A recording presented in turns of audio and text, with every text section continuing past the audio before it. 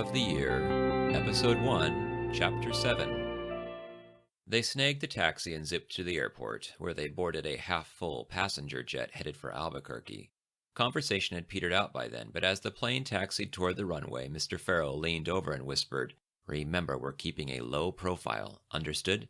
Chet nodded. "You're sure you understand?" "Yes, Mr. Pharaoh." "Good. You're learning fast." They expected a short flight.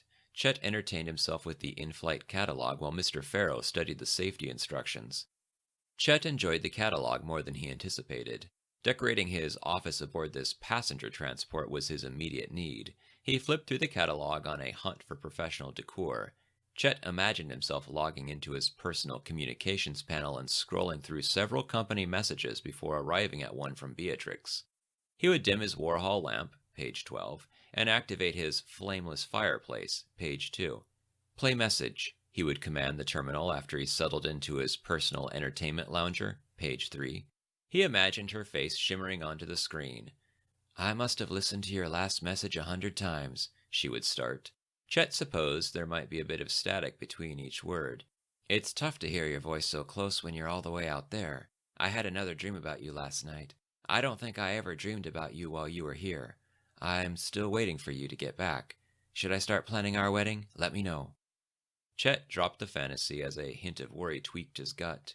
He decided to ask Mr. Pharaoh the question on the forefront of his mind. "So did CEO "We don't use his name," interrupted Mr. Pharaoh. "Sorry, did, our mutual friend give you any updates about the special agreement he and I made?" Mr. Pharaoh's eyes widened before his face melted into a frown. "No," he grunted. He returned his gaze to the safety instructions. "He'll figure something out." Chet returned the catalog to the pocket and tried to sleep. He failed. In Albuquerque, Mr. Pharaoh led them to an old minivan in short-term parking. He told Chet to hop into the back seat.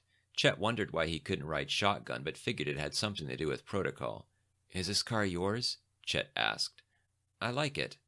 "Of course not. It was purchased by the company to help us do what?" Mr. Pharaoh looked back at Chet as if expecting an answer. "What? What are we trying to do here?"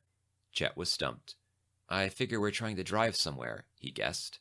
"We're trying to keep a low profile. We already went over this. You're going to need to learn to hold on to these sorts of details, especially if you ever plan to go corporate." "Oh," replied Chet. "Well, you know." He wasn't sure what else to say. As Mr. Pharaoh turned the ignition, Chet decided it wasn't worth defending himself. It didn't take long for them to reach the interstate from the garage, and then they were off on a long, hot car drive. They kept their windows down and didn't speak except to drop tidbits about the desert landscape, which turned out to be more diverse than Chet had anticipated. There were long stretches of sand and cactus, but there were also rugged hills and mountains in the distance. A little after noon, Mr. Pharaoh sprang to life and said, "Hot damn, it always feels good to be this close to Texas." They dropped off the interstate and started down a straight 2-lane highway that stretched into the endless desert. 30 minutes later, Mr. Pharaoh turned onto a dirt road, which terminated at a gate after a few dozen miles. Mr. Pharaoh put on the brakes and killed the engine. He stashed the key behind the sunshield and folded his hands in his lap. He sat in silence. "We're here?" Chet asked. There was a spark in the sky. Chet saw a ship streak through the atmosphere and arc toward Earth.